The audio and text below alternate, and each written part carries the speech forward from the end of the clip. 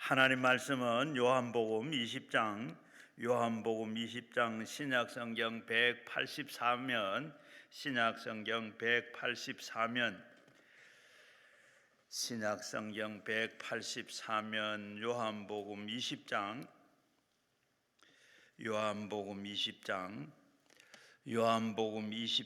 21절에서 23절까지 우리 한 목소리로 같이 읽겠습니다.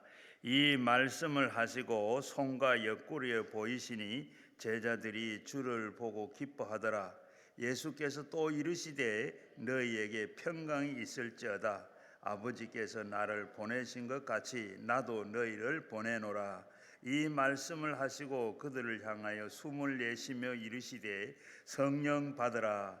너희는 사하여질 것이고 누구의 죄를 든지 그대로 두면 그대로 있으리라 하시니라. 아멘. 오늘 세 번째 우리 남대문교회 손윤탁 목사님께서 이 시간에는 성령을 받으라 오늘 이 말씀 해 주시겠는데, 이제 나오실 때 오른손 들고 우리 할렐루야로 인사하겠습니다. 할렐루야! 할렐루야! 할렐루야! 예, 우리는 하나님을 찬양하면서 우리의 삶을 시작하고 예배를 시작하고 또 은혜로운 사업들을 할렐루야로 시작해야 합니다. 다시 한번 할렐루야! 무슨 뜻이에요? 하나님을 찬양하라. 하나님을 찬양하라. 그래서 오늘 예배 드릴 때 찬양부터 했잖아요. 우리 강남 금식기도는 정말 보배로운 분이 계세요. 찬양 정말 신나죠. 정말 은혜로워요. 요 어디 안 보이서 그렇지 계십니다. 고맙습니다. 박수 한번 합시다. 정말 감사합니다. 우리 강남 금식기도는 찬양이 아주 대단합니다. 제가 남대문 교회라 했나요?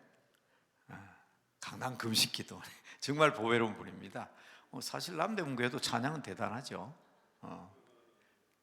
여러분 잘 아는 노래 듬뿍 오빠 생각 새 나라의 어린이는 일찍, 그 작곡하신 분이 박태준 박사인데 오랫동안 저희 남대문 교회 찬양대를 지휘했거든요. 제가 남대문 교회 보고 깜짝 놀랐어요. 처음에 부임했을 때 찬양이 하늘의 찬양이에요. 그렇게 유명한 분들이 지휘를 하고 지금도 서울시립합창단 지휘하시는 분이 지휘를 하고 계시고, 또 제가 시무할 동안에도 김명엽 교수라고 여름 성경학교 교가라든지 또 유명한 어린이 찬송가 여름 성경학교 장한국 장로의 노래인가요?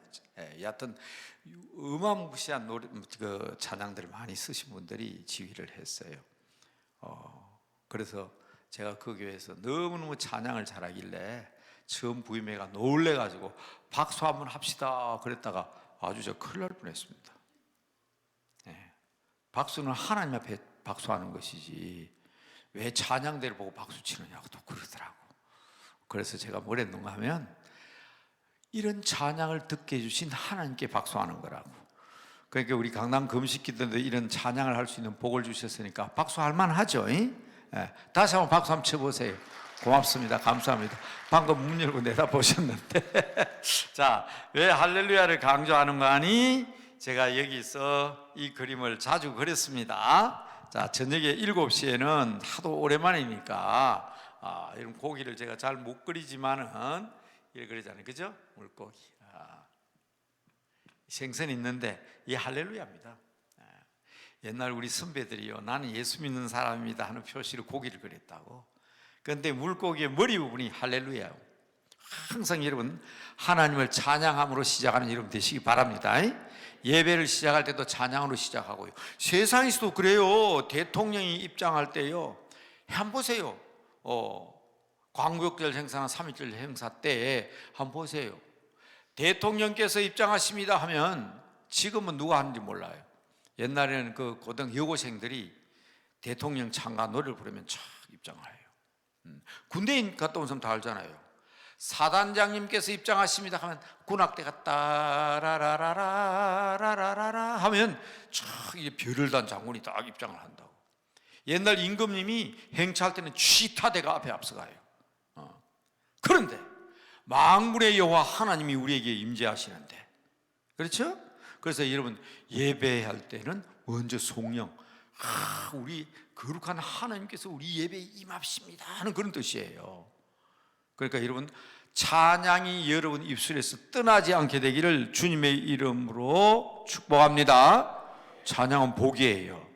근데 이제 우리의 인생의 마지막은 항상 마지막은 아멘으로 끝납니다. 아멘. 그래서 우리 기도를 할 때도 아멘. 요한계시록 마지막에도 아멘 주 예수여 오시옵소서. 그리고 설교를 듣고 하나님 말씀에도 감동이 되면 아멘 같은 말입니다. 같은 마음. 제가 이게 어느 나라 말이라 그랬죠? 언제 왔다 갔는지 모르지만 이스라엘 사람들이 한국을 다녀간 것 같아요. 저는 경상도 산골에서 살았는데 저희 처가 동네는 저 남해 바닷가예요. 그 동네 가니까 맞다 옳다 하면 하모 그러더라고. 그런데 여러분 뭘 잘 몰라요 우리가, 그죠? 할아버지가 잘 몰라요. 그래서 손자가 와가지고 할아버지한테 핸드폰을 가르칩니다. 할아버지 요걸 누르면 어떡해요? 요걸 누르면 뭐고 하면 알아들으면 알겠다 그 말이거든요. 오 그렇구나 알겠다. 그걸 이스라엘 사람들이 배워가가지고 아멘 하잖아요. 그렇지. 알면 알아들었으면 아멘.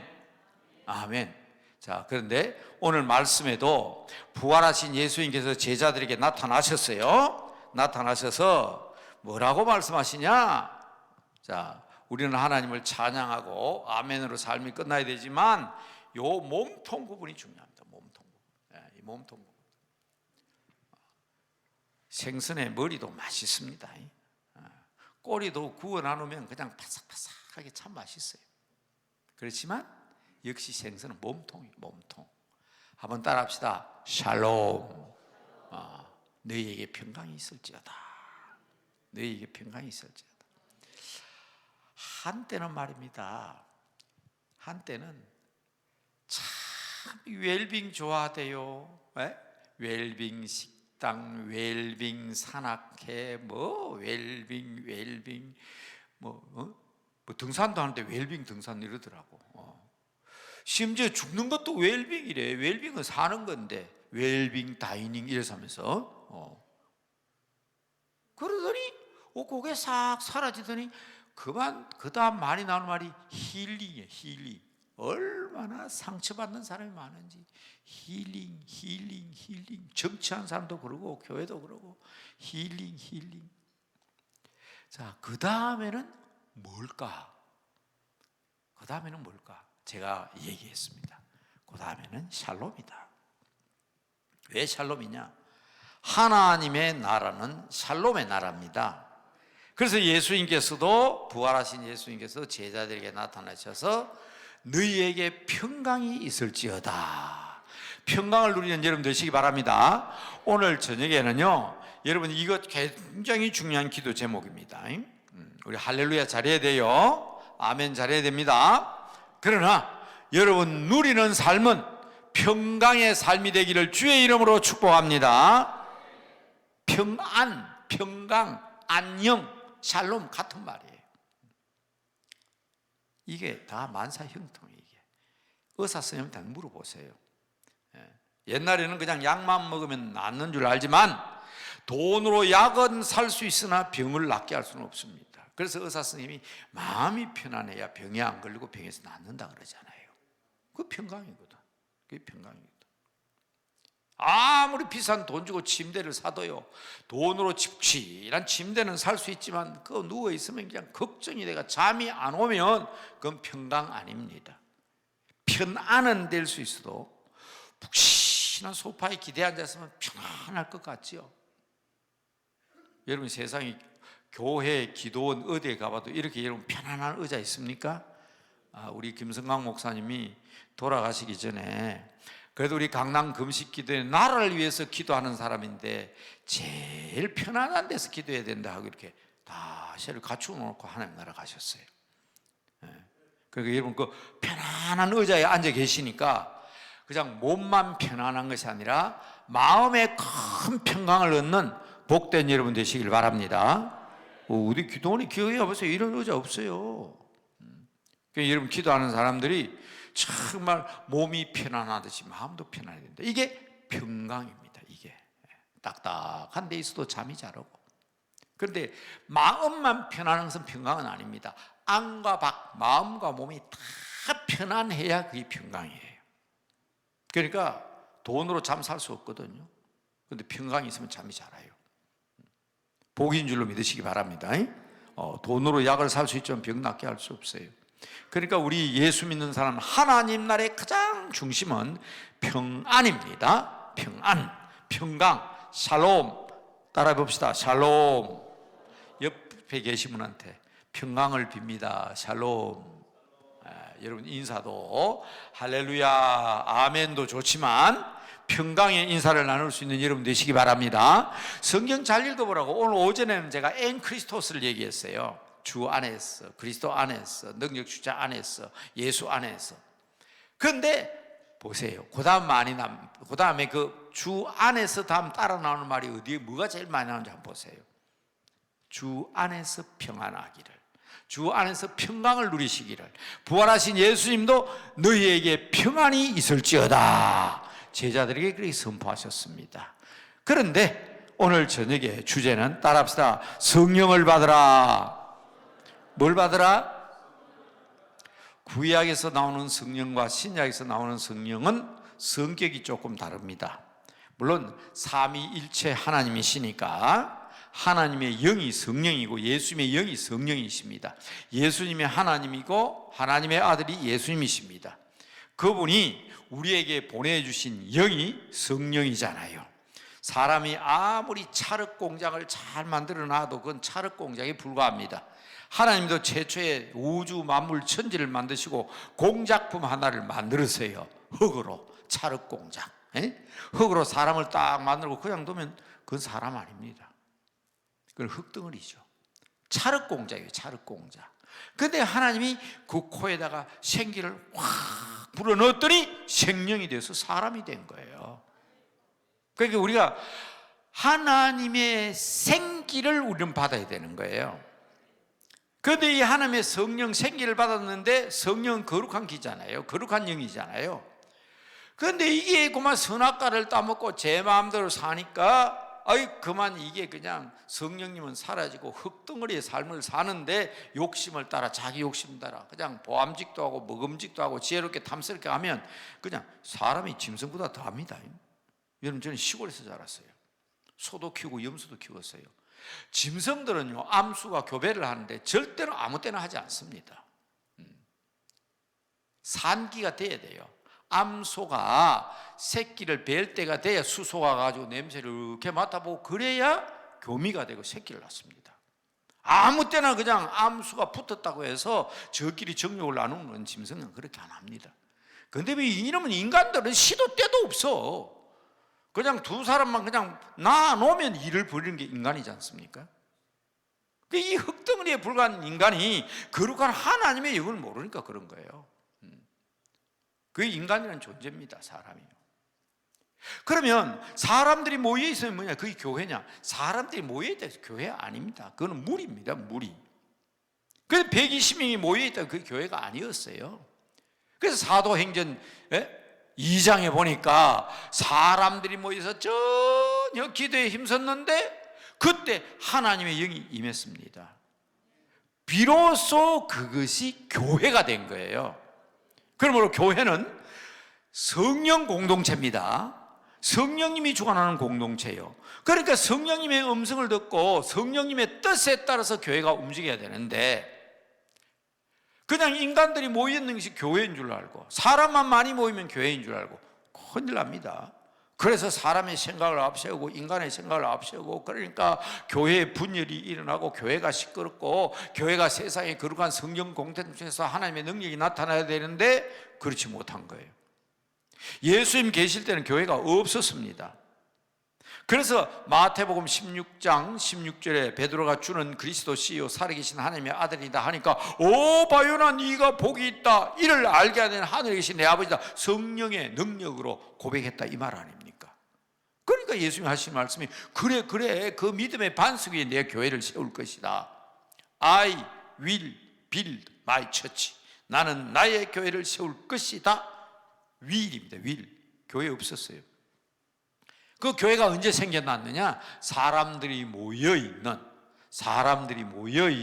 그 단체, 성령이 임하니까 그들이 각기 다른 방언으로 말하기 시작하고 불의 혀같이 갈라지면서 그들에게 임하니까 그들이 그때부터 각기 다른 방언으로 말하기 시작하는데, 그 말이 가만히 들어보니까 우리는 예루살렘에 오기는 왔는데, 태어나서부터 유대인은 유대인인데 히브리 말, 이스라엘 말을 몰랐는데 메소포타미아 말을 하네. 거기 사람들이 몰려가고, 와, 저기 그리스 말을 하네. 저기 메대 사람, 끼리끼리 모이니까 각기 다른 방언으로 말하는 걸 듣고, 예수님 소개하는 말을 듣고, 와, 예수님이 그런 분이구나. 그래서 교회가 생긴 거예요. 그러니까 교회는 성령 공동체인 동시에 방언을 받은 사람이 각기 다른 방언으로 예수 그리스도를 증거함으로 선교 공동체가 된 겁니다. 교회는 성령 공동체이자 선교 공동체입니다. 궁극적인 목적은 그거예요. 그래서 여러분, 오늘 제가 성령 받으라는 주제로 성령 얘기를 할 텐데, 오늘 이 밤 시간에 특히 신년, 새해, 금식, 대성회에 참여한 여러분들이 성령님에 대해서 바로 알고 성령 받아 성령님의 권능으로 하나님의 사람의 복을 누리며 참 평강을 누리며 살아가는 귀한 성도들 되시기를 주님의 이름으로 축복합니다. 성령이 중요해요. 말 그대로 성령, 여러분 모르는 사람 누가 있어요? 거룩한 영, 하나님의 영, 그분이 성령이다. 그분이 성령이다. 어떨 때 받느냐? 그것도 여러분 성경을 읽으신 분들, 적어도 기도원에서 기도하시는 분들은 잘 알고 계시잖아요. 언제 성령 받았어요? 120문도가 간절히 기도할 때 성령 받았습니다. 여러분 기도하시므로 성령 받으시기 바랍니다. 성령 받으시기 바랍니다. 여러분 기도원에 오셨어요? 기도하는 곳에 오셨어요? 기도하심으로 성령 받으시기 바랍니다. 고넬료의 가정의 가족들은 뭐 하다가 성령 받았냐? 하나님의 말씀 듣다가 성령 받았습니다. 고넬료의 가정의 가족들이 모였는데, 베드로가 설교를 하는데 그 말씀을 듣고 있을 때 각 사람 위에 성령이 임했습니다. 그러니까 여러분 기도할 때 성령 받습니다. 말씀 들을 때 성령 받습니다. 말씀을 듣고 말씀을 읽고 하는 가운데 성령의 권능을 체험하는 여러분들 되시기를 바랍니다. 어떨 때 성령 받느냐? 내가 죄인임을 깨닫고 고백할 때, 너희가 회개하고 제사함을 받으라. 그리하면 너희가 성령을 선물로 받으리니. 베드로 그렇게 얘기했죠. 그러니까 여러분, 우리가 육신적으로 사는 것이 아니라 이제 나는 내 죄를 고백하고 회개하고 주님만 믿고 살겠습니다 하고 회개할 때 성령 받습니다. 중요한 것은 여러분 안수 받을 때 성령 받는데, 사도들이 가서 성도들에게 안수할 때 안수를 받는 사람이 성령을 받았습니다. 그런데 여러분 제일 중요한 안수가 뭔지 아십니까? 목사님들이 세례 주시는 거 안수를 합니다. 물을 가지고 머리에 얹지만 목사님 머리에 손을 얹고 성부와 성자와 성령의 이름으로 세례를 주노라. 예수님께서도 세례요한에게 세례를 받을 때 하늘에 비둘기 같은 성령이 임했다고. 그냥 안수 받을 때 성령을 받지만, 여러분 중요한 안수는 뭔가 하면 세례 받을 때, 집사로 안수받고 권사로 안수받고 목사 장로로 안수받을 때 성령 받는 줄로 믿으시기 바랍니다. 더 중요한 것은 하나님께서 하나님의 일을 감당하게 하실 때는 성령을 주십니다. 하나님의 일은, 따라합시다. 하나님의 일은 하나님이 하신다. 하나님의 일은 하나님이 하십니다. 하나님의 일을 할 때 내 힘으로 하면 안 되거든요. 그래서 우리가 다 성령 받는 거예요. 받아 적었어요? 제가 5가지 얘기했는데 받아 적었어요? 네. 받아 적으신 분들은 받아 적으시고 기억하십시오. 다시 얘기할까요? 기도할 때, 말씀 들을 때, 맞죠? 그 다음에 회개할 때, 그 다음에 안수 받을 때, 주의 일을, 안수가 뭐 주의 일을 하는 거지만 주의 일을 감당할 때 하나님께서 여러분들에게 성령을 주십니다. 그런데 여러분, 구약에서 말하는 성령 받는 것과 신약이 말하는 성령 받는 건 달라요. 구약 성경에는 성령 받아라 이런 말이 없습니다. 구약 성경에는 성령 받아라 이런 말이 없어요. 그런데 신약 성경에는 성령 받아라 하는 말씀이 여기저기에 나온다고. 자, 구약에는 성령께서 어떻게 역사하셨느냐? 하나님께서 그 살아가는 백성 이스라엘에게 성령님이 임하심으로 많은 이방족과 타민족들이, 하나님을 알지 못하는 사람이 저것 봐라, 아브라함의 후손 야곱의 후손 이스라엘 사람들에게 저들이 믿는 하나님이니까 저분들에게는 성령님이 임하셔서 그런 능력이 나타나는구나 하는 것을 보여주십니다. 제가 이런 아주 중요한 성경 구절을 여러분 같이 한번 찾고자 하는데, 에스겔서 10장, 에스겔서 10장. 자, 6절부터 한번 볼까요? 6절부터. 에스겔서 10장을 다 읽어야 되는데 어떤 일이 있는가? 자, 요거 한번 보고 제가 이야기할게요. 굉장히 무서운 얘기가 나옵니다. 자, 6절에 하나님이 가는 베옷을 입은 자에게 명령하시기를 바퀴 사이 곧 그룹들 사이에서 불을 가져가라 하심으로 그가 들어가 바퀴 옆에 서매. 7절 보세요. 7절. 그 다음 7절. 그 그룹들 사이에서 손을 내밀어 그 그룹들 사이에 있는 불을 집어가는 베옷 입은 자의 손에 주매 그가 받아 가지고 나가는데, 벼랑간 무슨 말인지 잘 모르겠죠. 자, 제가 말씀드릴게요. 이제 이 말이 그냥 이렇게 지나가는 말이지만 8절까지 한번 보고 얘기할까요? 8절. 그룹들의 날개 밑에 사람의 손 같은 것이 나타나더라. 불 같은 것을 들고 가는 손을 지금 얘기하는 거예요.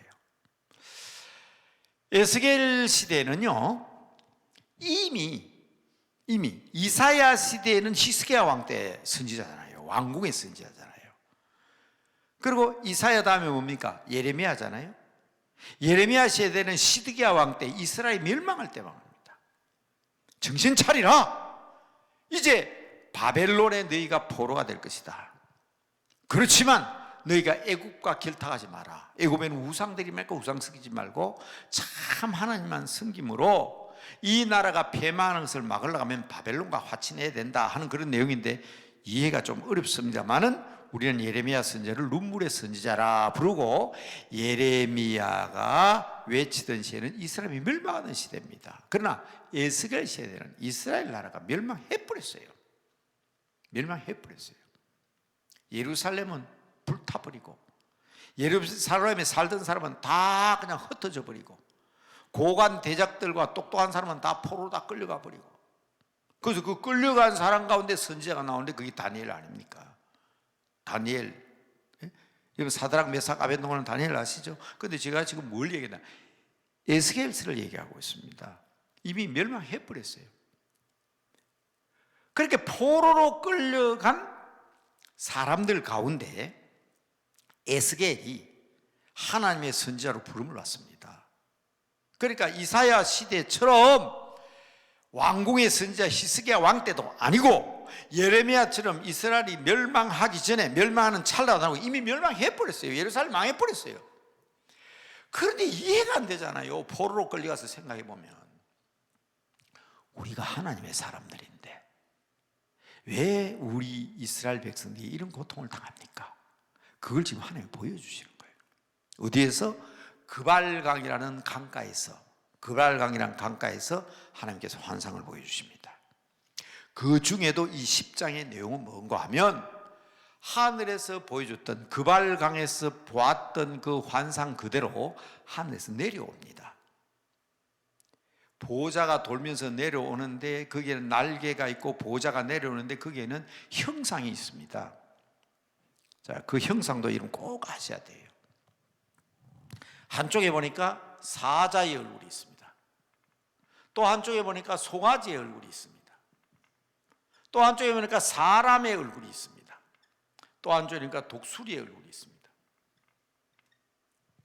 사람을 사람 인자 아들 자에서 인자의 모습이라 그랬습니다. 사람의 아들, 그러니까 사람의 모습이죠. 자, 이 네 가지의 모습을 가진 것이 공중에서 내려오는데 이걸 돌면서 내려옵니다. 그게 날개가 있습니다. 그런데 그것이 어디로 내려오는 거예요? 멸망해버렸잖아요, 지금은. 그런데 왜 이스라엘이 멸망했는가 하는 것을 에스겔이 보여주는 거예요. 그 보좌가요, 예루살렘 성에 와서 성전에 내려오니까 막 하나님의 영광이 가득한 거예요. 왜? 하나님이 오셨잖아요, 하나님이. 그래서 예루살렘이 거룩한 성, 성전이 거룩한 성전이 되는 거예요. 그런데 지금 뭘 보여준다고요? 이미 망했잖아요. 뭘 보여줍니까? 그게 오늘 본문이에요. 손이 나왔어요, 그 밑에. 그 성전에 불이 펄펄펄펄, 그냥 성전에 하나님 앞에 제사 드리는 불과 향과 가득한 그 촛대 사이에 손이 하나 나오더니 그만 그 향로를 집어 들었다, 이 말이에요. 사람 같은 손이 나와가지고. 그리고 그것을 받아 나간다고 돼 있잖아요.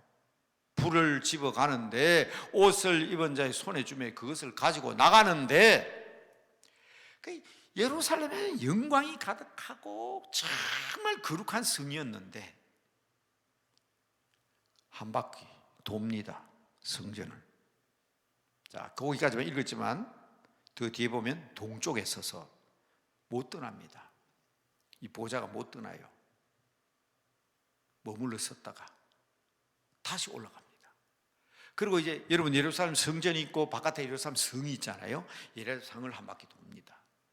그리고 동쪽에 머물러 섰다가 사라져 버립니다.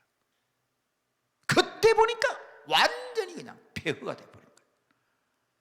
그러니까 아무리 아름다운 성전을 짓고 아무리 아름다운 예루살렘 성벽을 건설해도 하나님의 영광이 떠나면 백성들도 떠나고 사람들도 잡혀가고, 그때부터 예루살렘 성은 표현 그대로면 짐승들의 놀이터, 들쥐와 들개와 고양이와 이런 짐승들의 놀이터가 또 똥밭이 되어버린 거예요. 거룩합니까? 폐허잖아요. 완전히 폐허잖아요. 그러니까 여러분, 제가 어제도 얘기했죠. 여러분, 새해에 다 건강하시기 바랍니다. 물질적인 복도 많이 받으시기 바랍니다. 가정이 행복하시길 바랍니다. 그러나 진실된 평강과 은혜와 능력은 하나님의 영광이 머물 때에 영광스럽고 아름다운 줄 믿으시기 바랍니다. 그래서 오전에 제가 얘기한 게 예배가 중요하고 거룩함이 중요하고 하나님의 함께 하심이 중요하다. 그래서 오후 3시에 제가 야고보서의 핵심은 뭡니까? 한번 따라합시다. 하나님을 가까이 하라. 우리가 성전이 돼가지고 성령님을 모시고 살아야 됩니다. 하나님과 가까이 해야 됩니다. 하나님과 가까이 하는데 형식적으로 이름만 그리스도인이 되면 안 된다고요. 그래서 저는 여러분 신문에 나와 있는 내용 그대로 소개한 적이 있잖아요. 아버지 어머니도 돌아가시고 시골에서 혼자 못 사십니다. 우리 집에 갑시다. 안 된다. 나는 이 시골에서 친구들 있고 나는 못 간다. 아버지 편안히 모실 테니까 갑시다. 아버지를 모시고 간 거예요. 그런데 2달, 석 달 때는 아버지 집을 나가신 거예요. 서울에 모시고 왔는데 아버지 집을 나가신 거예요. 제 얘기 아니에요. 신문에 난 얘기입니다. 그 아들이 아버지를 찾는데 온 사방 찾아가도 고향에 가도 아버지가 없어요. 경로당에 가봐도 없고 아버지 다니는 데 가봐도 아버지 없어요.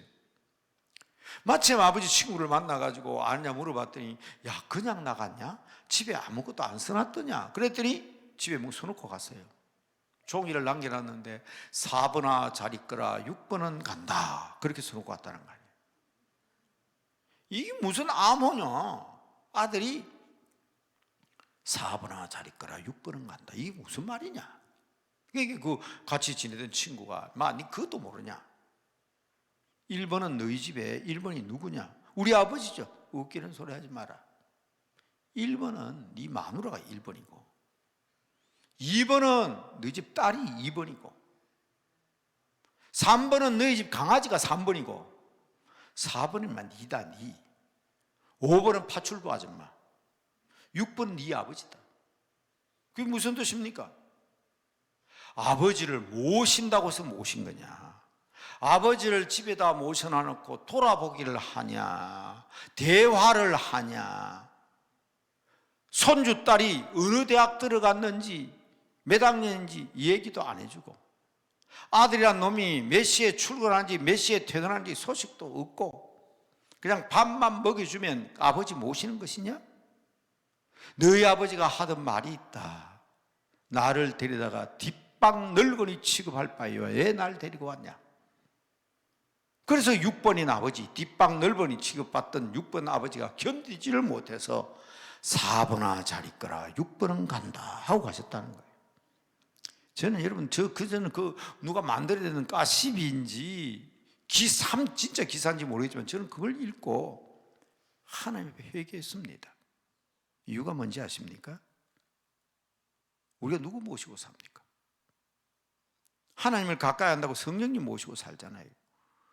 오후 시간 내내 강조한 게 뭡니까? 우리 안에 성령님이 계시다 그랬잖아요. 그래서 고린도전서 3장 16절 얘기했잖아요. 너희 몸이 성전이니까 하나님의 성령을 모시고 사는 너희라고. 그런데 아침에 일어나 본들 지 마음대로 일어나가 지 마음대로 밥 먹고 지 마음대로 나가고 지 마음대로 사업하고 지 마음대로 쫓아다니고 자기 마음대로 와가지고 자기 마음대로 씻고 자고, 안에 계신 성령님은 성령님을 모셨느냐 완전히 뒷방 늙은이 취급하는 거예요. 성령님도 인격적이십니다. 성령님이 섭섭해 하십니다. 4번아 잘 있거라 6번은 간다 하는 것처럼 성령님이 내 안에서 역사하시고 나를 도와주셔야 되는데, 하나님을 가까이 한다 하면서 자꾸 문제 하나라도 성령님과 의논해야지, 작은 것 하나라도 성령님의 음성을 들어야지. 여러분들은 달라요. 왜? 성령님의 음성을 듣기 위해서 이곳에 오신 줄로 믿습니다. 그 성령님과 의논하기 위해서, 성령님과 가까이 지내기 위해서 오신 줄로 믿습니다. 그런데 예루살렘 사람들은 그렇지를 못했습니다. 여러분, 성경에 기도 응답받은 사람들 보십시오. 나는 이렇게 기도했는데 그 응답 그렇게 해주십니까? 어이구, 하나님, 나는 이렇게 기도했는데 왜 응답 안 해주는 거야? 나중에 보면 다른 걸로, 더 큰 걸로, 그것을 우리가 뭐랄까, 더 크고 비밀한 것으로 우리 길을 인도하시잖아요. 그 성령님의 생각과 내 생각은 달라요. 그래서 우리가 기도하는 것은 내 뜻을 관철시키기 위해서 하는 것이 아니라, 따라합시다, 하나님의 뜻을 알기 위해서, 하나님의 뜻에 순종하기 위해서, 따라합시다, 하나님의 뜻에 따르기 위해서. 그래서 우리가 기도하는 거예요. 내 생각은 하나님이 이렇습니다. 그러나 아버지 하나님의 뜻은 무엇입니까? 말씀하여 주시옵소서, 순종하겠나이다. 그렇게 기도함으로 응답받는 여러분 되시기를 주의 이름으로 축복합니다. 하나님과 가까이 하셔야 돼요. 하나님과 가까이. 그러니까 저는 그 얘기를 들으면서 내 얘기다, 내 얘기. 그분은 자기 아버님을 모셔서 아버지 뒷반 늙은이 취급했지만, 나도 성령님을 모시고 사는 사람으로서 성령님을 뒷방 늙은이 취급하고 성령님과 의논하지 아니고 내 마음대로 자행자지하며 산 것 아닌지를 회개해야 되는 겁니다. 그걸 회개할 때 하나님의 능력을 받고 성령 받으시는 줄로 믿으시기 바랍니다. 그래서 제가 말씀드렸잖아요. 성령은 언제 받냐? 기도할 때 받는 거예요. 하나님의 말씀 들을 때 받는 거예요. 하나님 말, 그리고 하나님, 내가 잘못했습니다, 회개할 때 받는 겁니다. 내가 하나님의 일을 하겠습니다. 그리고 안수 받을 때, 주의 종들도 안수 받고 서로를 위하여 기도할 때에 성령 받는 줄로 믿으시기 바랍니다. 바로 오늘 이런 역사가 여러분에게 있어지게 되기를 바랍니다. 자, 이렇게 따라서 예루살렘이 이제 완전히 폐해가 돼버렸는데요. 자, 그 다음 한번 봅니다. 이 회복이 돼요. 에스겔 선지자에게 보여줍니다. 그렇게 예루살렘은 멸망했지만 어떻게 회복이 되느냐. 에스겔서 43장, 에스겔서 43장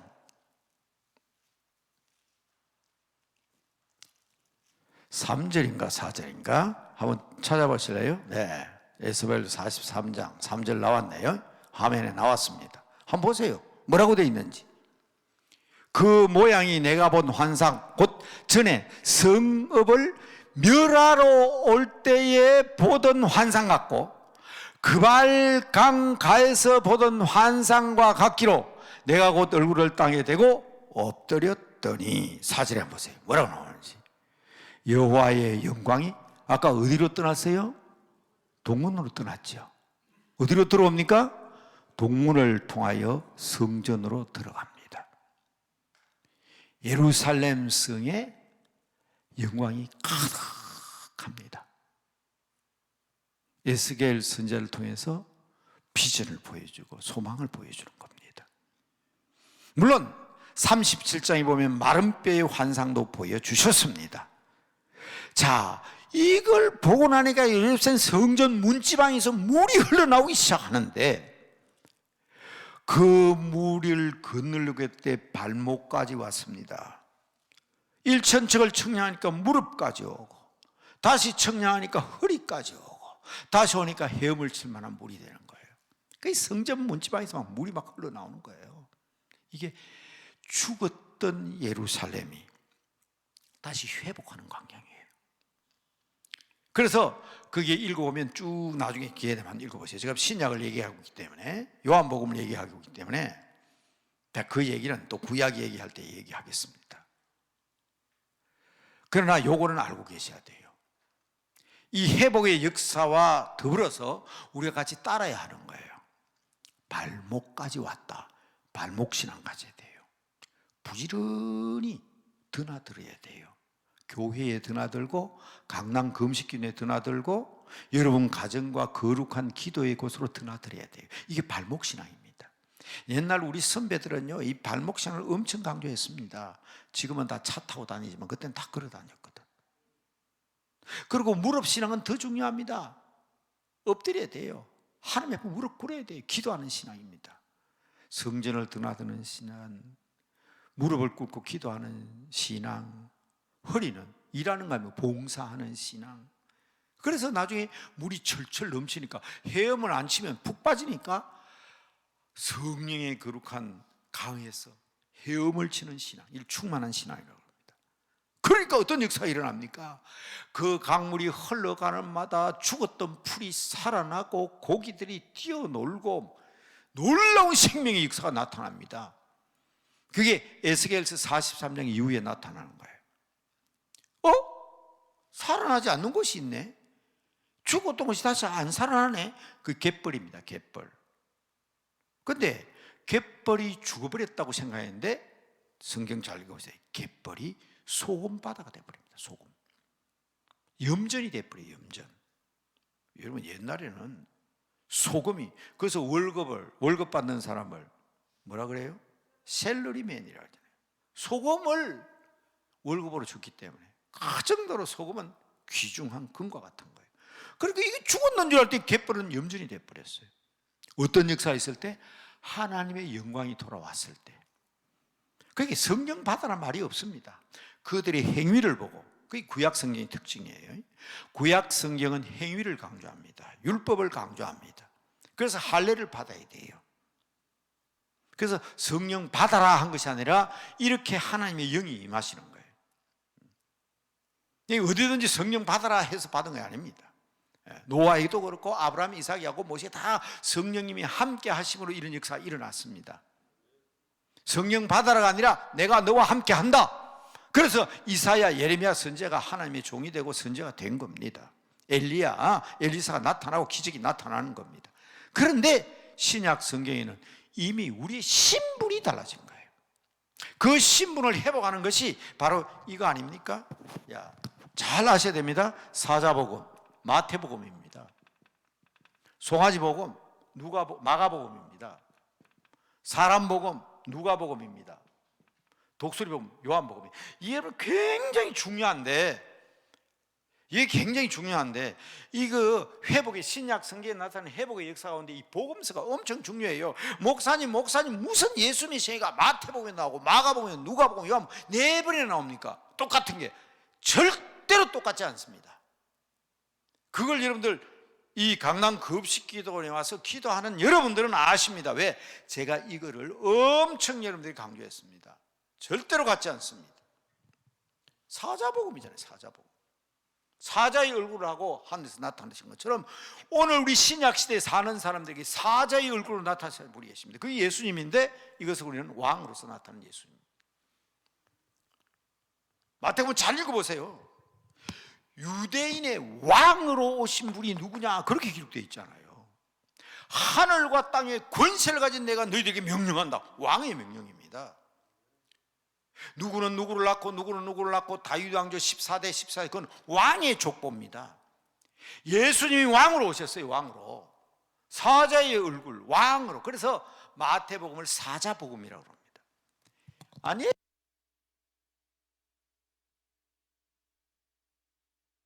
마가복음은 아니에요. 왕 아니에요.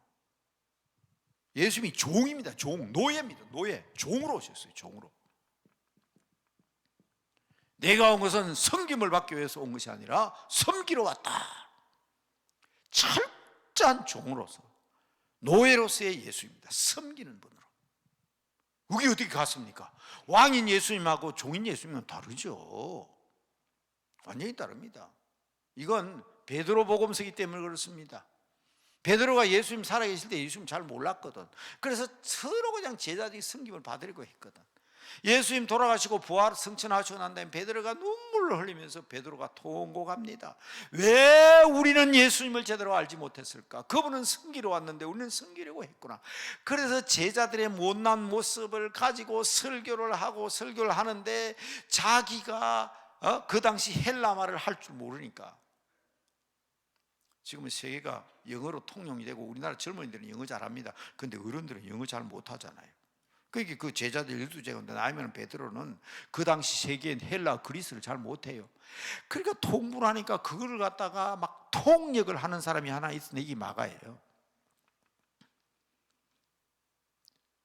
다락방에 성찬식을 했던 그 여인, 방을 나눴던 그 여인의 아들입니다. 마가의 다락방 하나, 마가 어머니의 다락방입니다.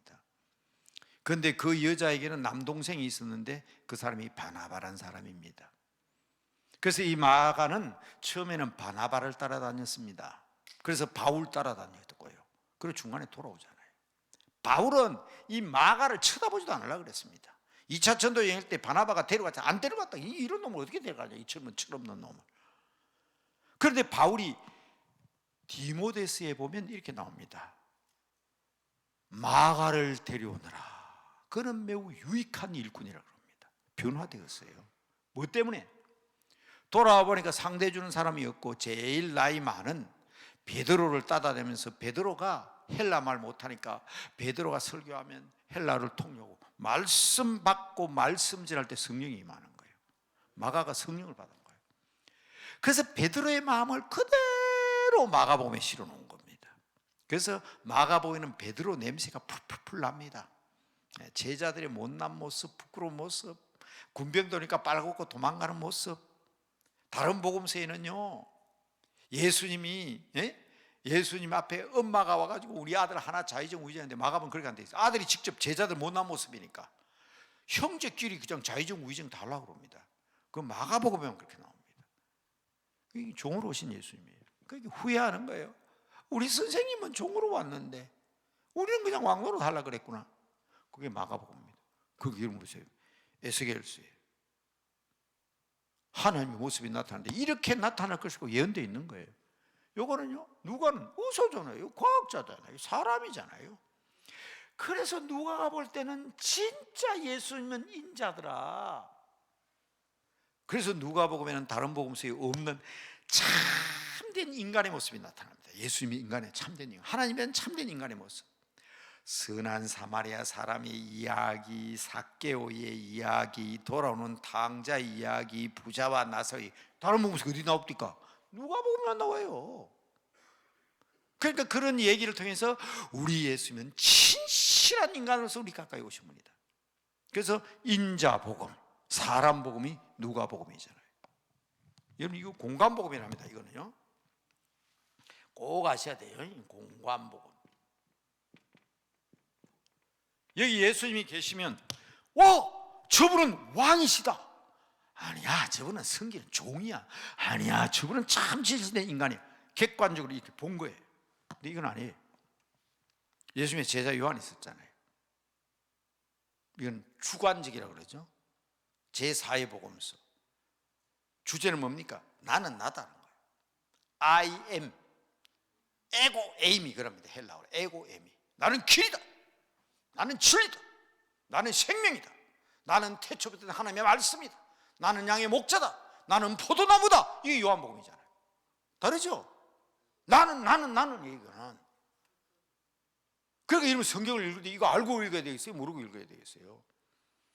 그러니까 여러분 계속 얘기했지만 자꾸 올 때마다 얘기하는 것은 제발 성경 읽고 예수님 바로 만나라는 거예요. 요한복음을 읽을 때는 예수님이 나는 누구다 하고 얘기하는 예수님을 확실히 만나야 되고요. 누가복음을 읽을 때는 이분이 정말 이렇게 진실된 인간, 그래서 이런 부자와 나사로의 얘기를 하고 돌아온 탕자의 이야기, 잃어버린 양의 드라크마의 이야기, 흔한 사마리아의 이야기를 할 때 정말 우리에게 무엇을 깨우쳐 주는 걸 알아야 됩니다. 이분을 읽을 때는 우와, 우리가 정말 승리된 삶을 살아야 되겠구나. 왕의 절대적인 명령에 우리가 복종해야 되겠구나. 어떻게 같아요? 그런데 참 재밌습니다. 에스겔 선지자에 나타났던 이 내용이 어디에 나타나요? 요한계시록에 가면 나타나잖아요. 요한계시록은 하늘에 보좌가 있는데 한쪽을 보니까 사자의 얼굴이고 한쪽에 보니까 사람의 얼굴, 한쪽에 보면 소의 얼굴, 한쪽에 보면 독수리 얼굴이죠. 이렇게 중요한 것을 여러분 성경의 복음서를 통해서 깨달아야 되는데, 이렇게 우리 주님께서 말씀하셨기 때문에 이 사실을 깨달은 사람에게는 하나님이 그냥 구약 성경처럼 그렇게 내가 살아니까 덮어준다가 아니라 이제는 우리 주체로서 내가 성령을 너에게 주노라, 너희가 성령을 받아라 하고 명령하실 때 우리는 그 성령을 받아야 되는 줄로 믿으시기 바랍니다. 그래서 오늘 제가 하나님 앞에 기도하면서 하나님이 이번에 이 새해에는 정말 이 특별 집회인데 하나님 제가 무슨 말씀을 전해야 될까요? 했을 때 사실은 그레이트 커미션이었어요. 그레이트 커미션은 예수님의 마지막 유언 명령입니다. 대명령 28장 19절 20절, 마가복음 16장 15절, 누가복음 24장 48절, 요한복음 읽어드린 20장 21절 22절입니다. 이 무슨 뜻인지 알아야 돼요. 왕으로서 명령하셨습니다. 가라! 머물지 마, 가라! 너희는 가야 한다. 가서 제자 만들어라. 그 사람에게 세례를 주고 하나님의 말씀을 가르치고 말씀을 지키게 해서 제자로 삼아라. 왕인 내가 세상 끝날까지 너희와 함께 할 것이다. 강하죠. 임금님의 명령입니다. 이게 마태복음 28장 19절 20절입니다. 너희는 가서 모든 족속으로 제자를 삼고 아버지와 아들과 성령의 이름으로 세례를 주고 내가 가르쳐 분바 모든 것을 지키게 하고 볼지어다 내가 세상 끝날까지 마지막 날까지 내가 너희와 함께 할 것이다. 이 약속이잖아요. 그러니까 여러분 성령 받아라 할 때 이 약속의 말씀을 믿고 성령 받을 수 있는 사람이 되어야 됩니다. 안 받을래요? 하고 돌아서는 것이 아니라 아멘, 성령을 주시옵소서, 성령의 사람이 되겠습니다. 성령이 내 안에 들어오시옵소서. 명령에 순종하는 여러분들 되시길 바랍니다. 이 종이잖아요. 종은 운동을 해야 돼요. 앉아가지고 시켜 먹으면 안 돼요. 그러니까 이거는 온천에 다녀 만민에게 복음을 전파하라. 완전히 그냥 노동력을 요구합니다. 종으로서 움직일 것을 명령하죠. 다르죠. 명확히 이 복음서의 성격이 그렇기 때문에 그렇습니다.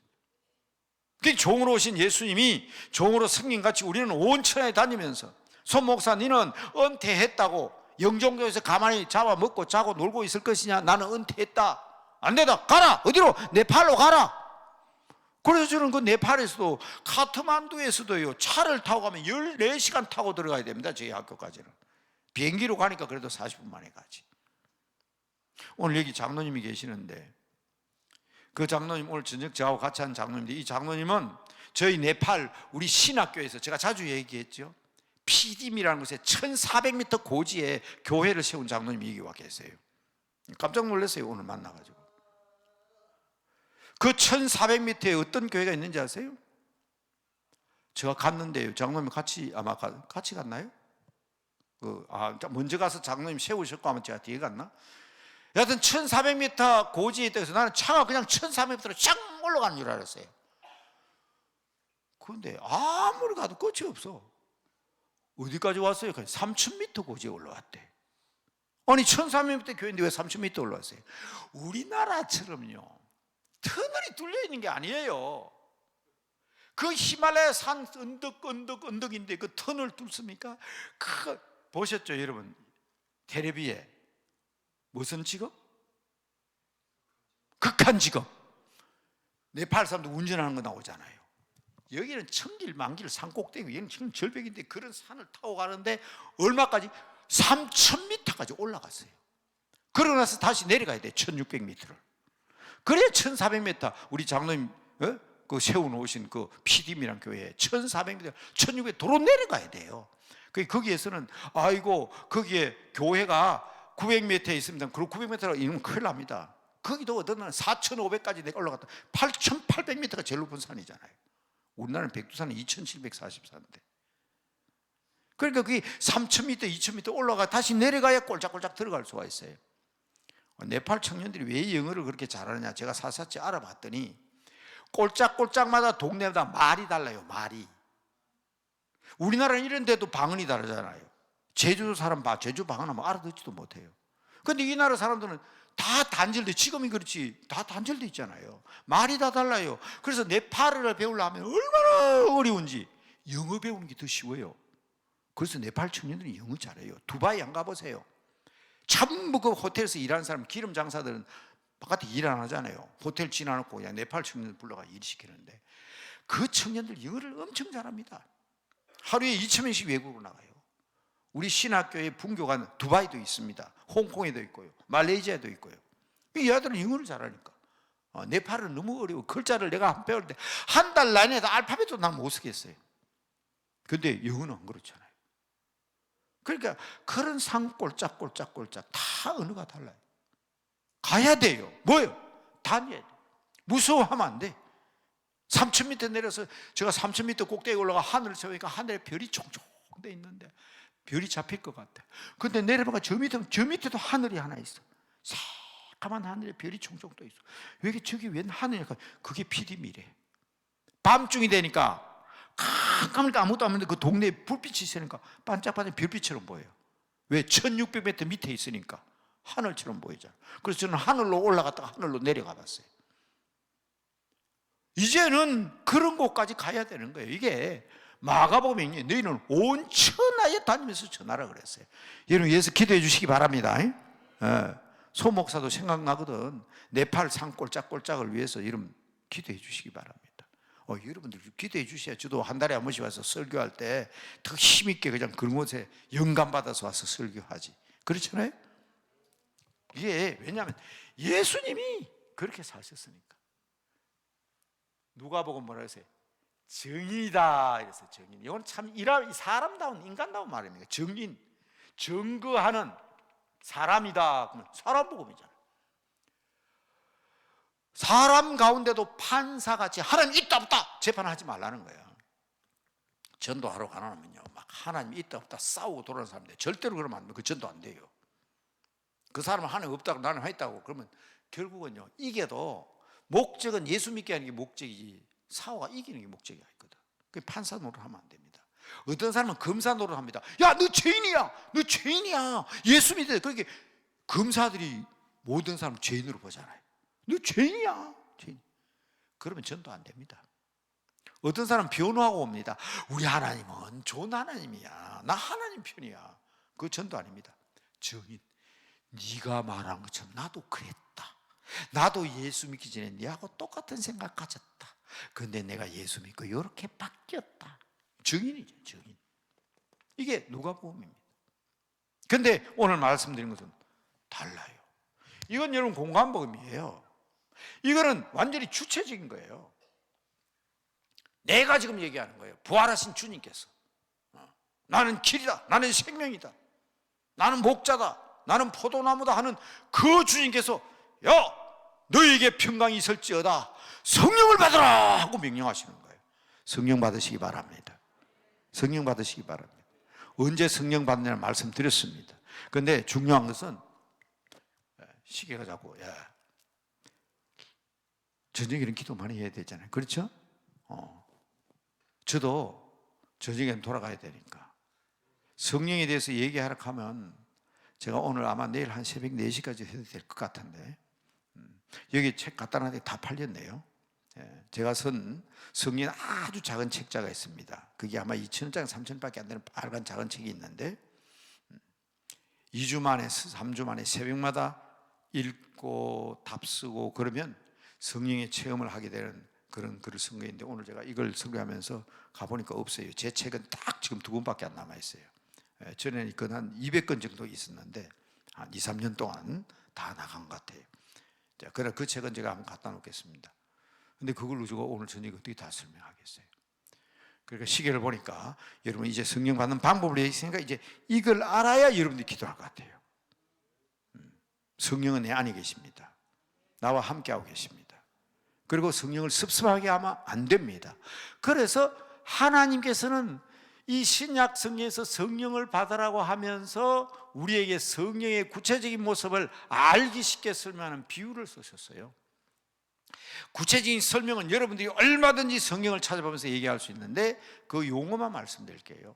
성령은 뭐와 같냐? 물과 같습니다. 성령은 뭐와 같냐? 불과 같습니다. 성령은 뭐와 같냐? 기름과 같습니다. 성령은 뭐와 같냐? 바람과 같습니다. 성령은 뭐와 같냐? 술과 같습니다. 이거 좀 특이하죠? 왜 이걸 선동하면 술 취하지 말라 이는 방탕한 것이니 그 다음 뭐라 그랬어요? 성령 충만함을 받으라 그랬잖아요. 왜 술하고 성령을 비교했을까요? 비슷한 게 있으니까 그런 거예요. 비슷한 게 있으니까. 그 비슷한 것을 알게 되면 여러분 기도하게 돼 있어요. 자, 이것만 제가 설명할 테니까 성령 받는 방법 기도해야 된다. 말씀 들어야 됩니다. 말씀 읽어야 됩니다. 회개해야 됩니다. 내 죄를 항상 돌이키고 혹시 내 안에 계신 성령님 섭섭하게 한 적이 없는지 뒷방 늙은이 취급한 적이 없는지 항상 기도해야 됩니다. 회개해야 된다고. 회개해야 됩니다. 기도해야 되고 말씀드려야 되고 그리고 여러분 안수 받아야 됩니다. 오늘 제가 마지막 시간에는 특별한 안수를 할 것입니다. 제가 여러분에게 다 돌아다니면서 하는 안수가 아니라 그러면서 여러분들이 다 받을 수 있는 안수를 합니다. 안수 받을 때 하나님이 일할 때 그러니까 여러분 성령 받으라 할 때 이 내용을 아신다면 이 말씀대로 하셔서 성령 받으시는 여러분들 되시길 바랍니다. 성령 세례의 의미를 잘 알아야 되는데 여러분 성령 세례의 의미 옛날에는 여러분 이게 순복음이잖아요. 방언을 받아야 성령 받은 걸로 생각한 적이 있었습니다. 그러나 여러분 성경을 해석하고 살펴보니까 그게 다가 아니더라. 그럼 성령 받는 게 뭐냐? 제가 신학교에서 있었던 일입니다. 학생 하나가 와서 목사님 저 성령 받고 싶어요. 너 예수 안 믿냐? 예수 믿어요. 근데 성령 받았네. 안 받았어요. 그럼 너 어떻게 예수 믿었냐? 아니 나는 죽는 하디 있어도 나는 예수 끝까지 믿을 겁니다. 봐라 성령 받았잖아. 아이고 교수님 우리 교인들도 나만 보면 성령 받았다 하는데 나 성령 안 받았어요. 너 믿는다며? 예 믿어요. 그럼 성령 받았네. 아 받았다니까요. 잘 아세요. 여러분 마음대로 믿은 줄 아십니까? 성령님이 여러분에게 임하셨기 때문에 예수 믿은 줄로 아시기 바랍니다. 절대로 내 자유로서 하나님 믿을 수 없어요. 성령 받은 거예요. 다만 오늘 제가 강조하는 것은 왜 자꾸 뒷방 들겠냐? 성령을 받았는데 그 성령을 그냥 옆구리에 끼워 놔놓고 사형리에 보면 그런 그림 나오잖아요. 사형리에 보면 그런 그림 나오죠. 내가 주인입니다. 예수 안 믿는 사람 관계없습니다. 내 마음대로 사는 거예요. 지 마음대로 사는 거예요. 내일 일은 난 몰라요. 그러니까 엉망진창이에요.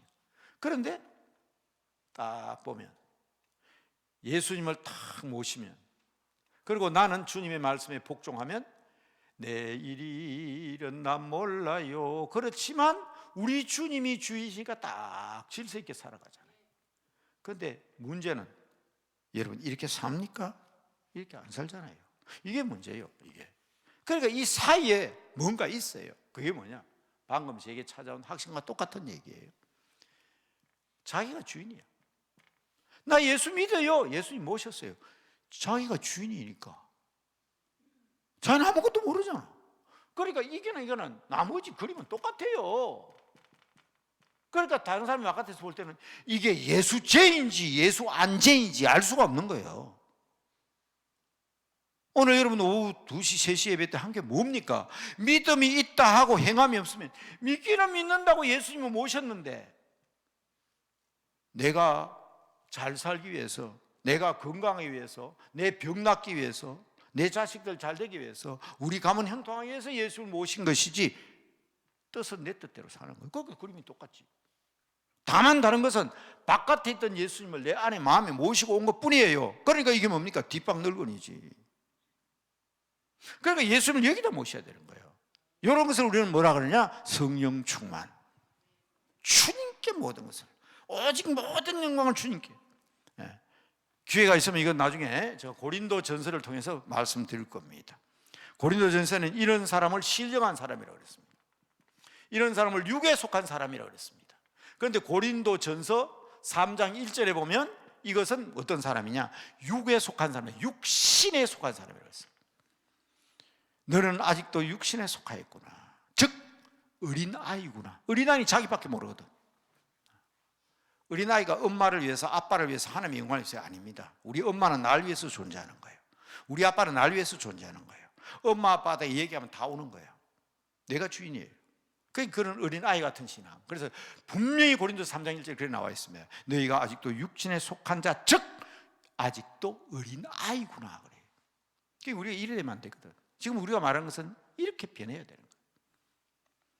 이게 돼야 모든 것이 형통하고 내일의 모든 일들이 질서가 있고 규모가 있는 겁니다. 아이고 이상하다. 내가 예수를 20년 30년 믿었는데 왜 내 모양이 이때나 다를 바가 전혀 없을까? 지가 주인이니까 그렇지. 예수님이 해주려고 해도 뒷방 늙은이처럼 방 안에다 모셔놔놓고 마음 한구석에다 모셔놔놓고 지 마음대로 사니까 그렇지. 얼마나 그림이 분명합니까? 확실하잖아요.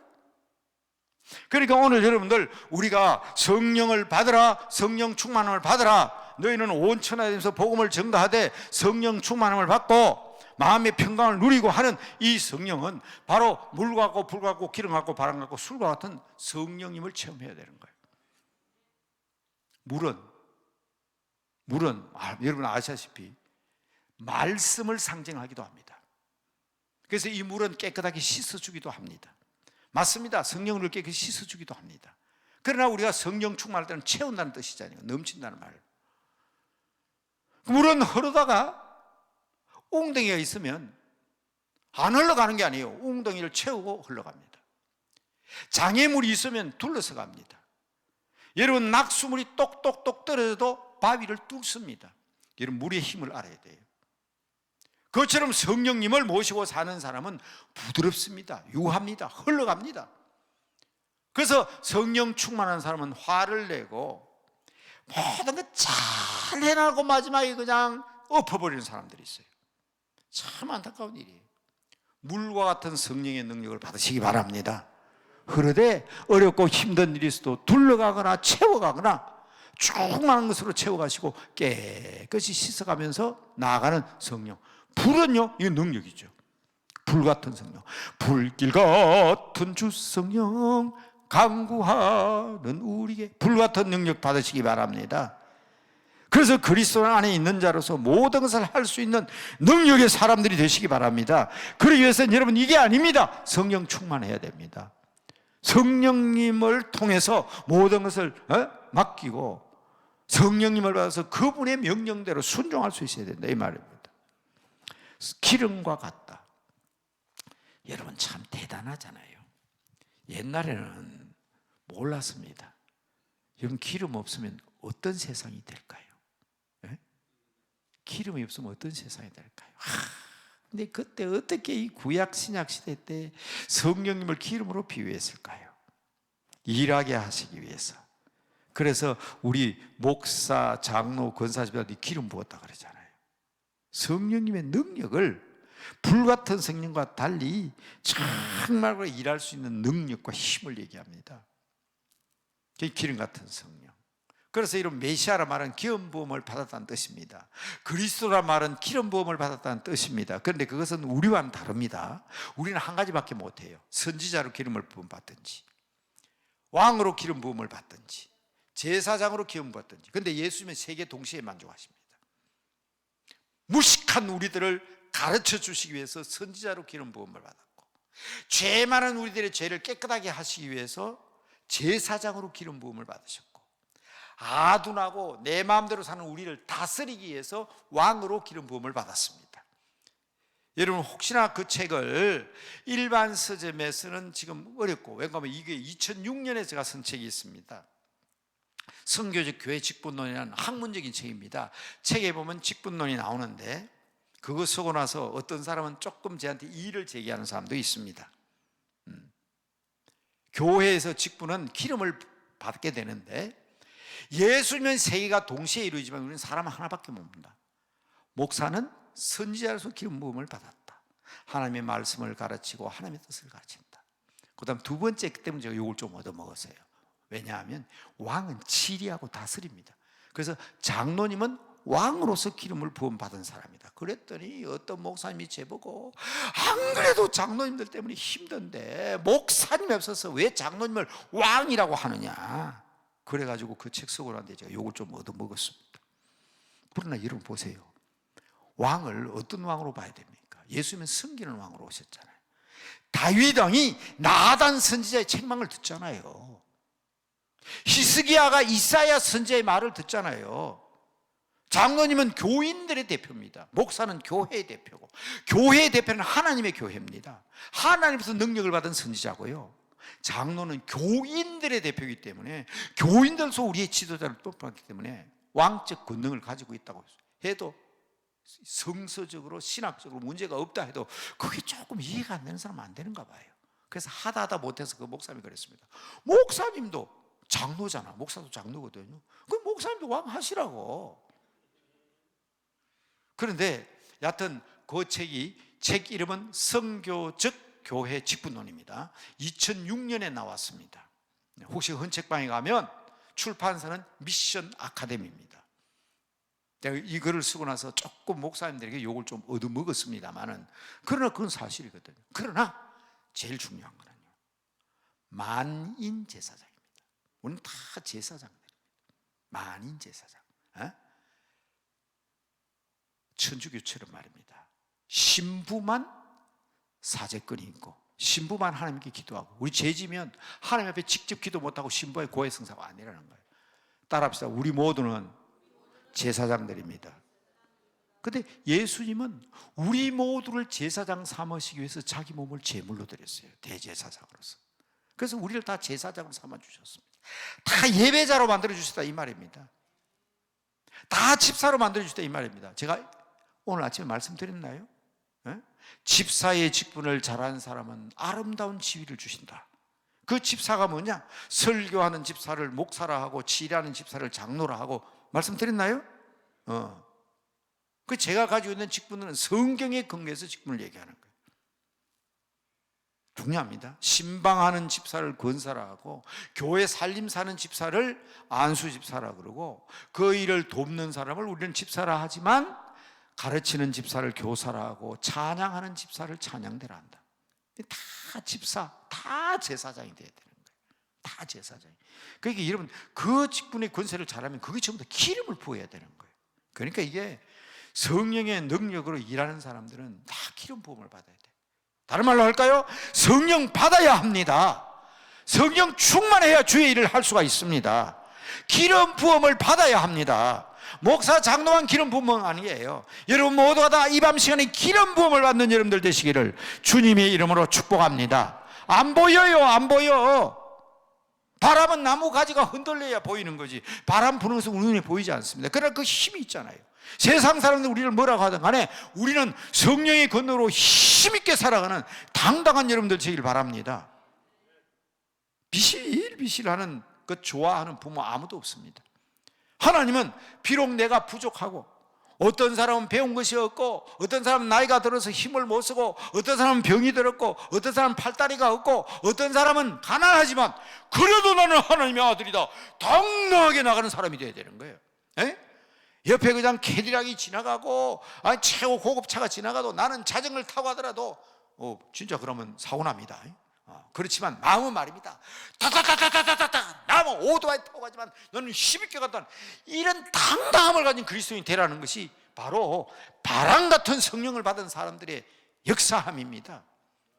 저는 대구에서 목회할 때 우리 교회 최장로님이라는 분은 박스를 주어서 살아가는 분입니다. 제가 가니까 원로 장로님 한 분이 저로 불러가지고 저 최장로님 저거 좀 그만두게 하라고 그러더라고요.